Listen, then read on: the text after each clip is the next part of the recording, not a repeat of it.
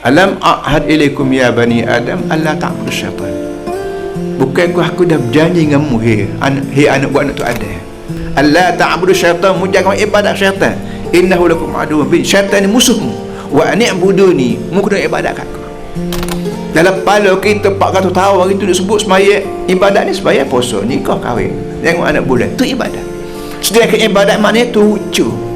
Allah Ta'ala kata aku ayat dah kamu, hei manusia, jangan tuju syaitan, mu tuju aku. Mana-mana orang tuju syaitan, arti ibadat syaitan, walaupun tak aja semua syaitan. Tu angin syaitan, ibadat syaitan. Tu angin Tuhan, ibadat Tuhan. Batu orang masuk syurga pun Tuhan awaidulil musalli. Sebuah neraka aku cadang semaya, orang semaya yang ria, dia tak memadu, dia kedekut bangang maya tapi kedekut hangit. Kena bunuh aku betul balik ni. Lekuk dari pun pasal kedekut, lekuk dari ke pasal tak memadu.